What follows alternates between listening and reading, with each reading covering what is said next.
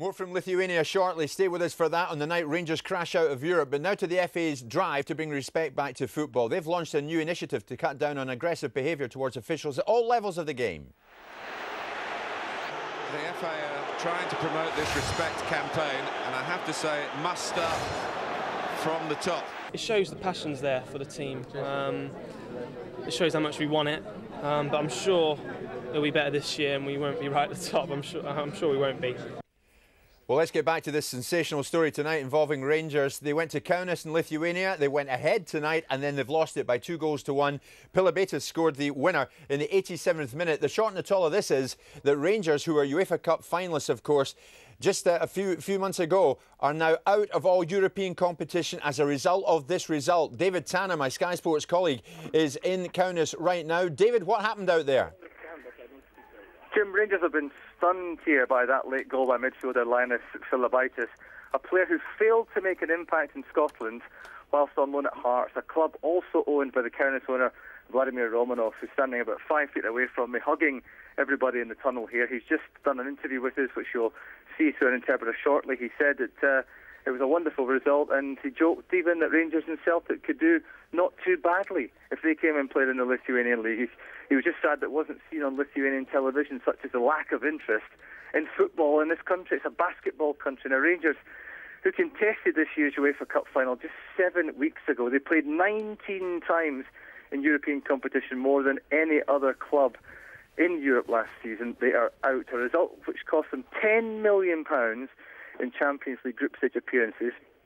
Celtic will benefit. They'll get more of the Scottish TV money, would you believe?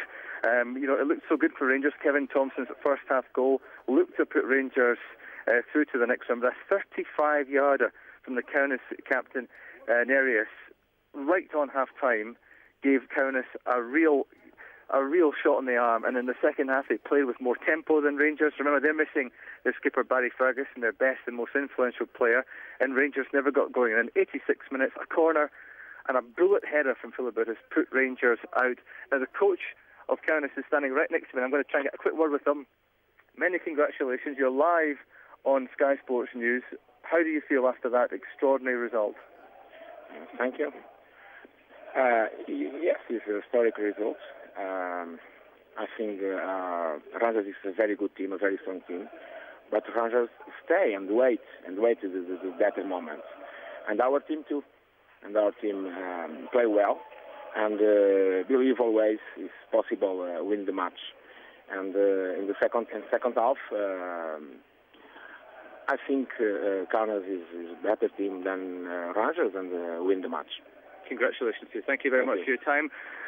Wasn't expecting that. Having a victory cigarette here on the track. I can see through the window at the moment, 20 minutes after the game is finished, Walter Smith, Kenny McDowell and Ali McCoy, the Rangers management team, are sitting in quiet conversation, if they are speaking. They haven't emerged from that dressing room yet. Quite a shock for Rangers.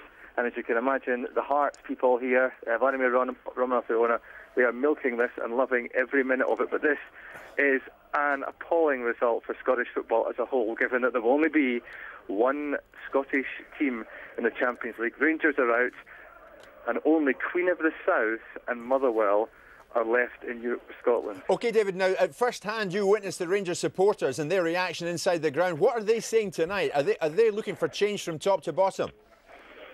Well, the Rangers support have just left the building. There were only 400 here. Compare that to 300,000 who made the trip down to Manchester. You can imagine that they were absolutely shell-shocked. There was silence as that ball hit the back of the net. And to be honest with you, Rangers never really looked as though they were going to get back going in this game. And to be honest with you, they will not have been expecting this one, even though Rangers have been poor in pre-season and were certainly poor in the first leg when these sides drew 0-0 at Ibrox Park.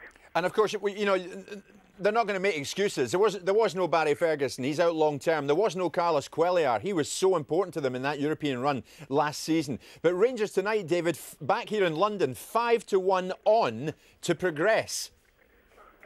Well, the bookies are very rarely wrong, but they were tonight. Rangers just haven't got going in pre-season. They were battered 4-0 at Ibrox by Liverpool at the weekend. Now, you might say that it's a phony war, pre-season doesn't tell you too much, and that to a degree is true. This time last year, They beat Chelsea at Ibrox and then went on to the final day of the SPL where they almost won it. Had they had any legs left, they could have done in the final weeks of the season. They got to the UEFA Cup final, they got to the Champions League group stage, and the last day in the Cup, at the Scottish Cup and the League Cup, they got to the last day of every competition they entered, save for the Champions League.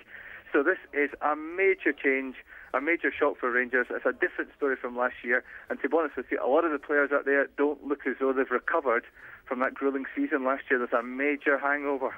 David, no doubt you've got some big questions to ask of the Rangers party in there, and I'm quite sure you'll be asking them on our behalf. We look forward to hearing their answers. For the moment, David Tanner in Kaunas, thanks for that.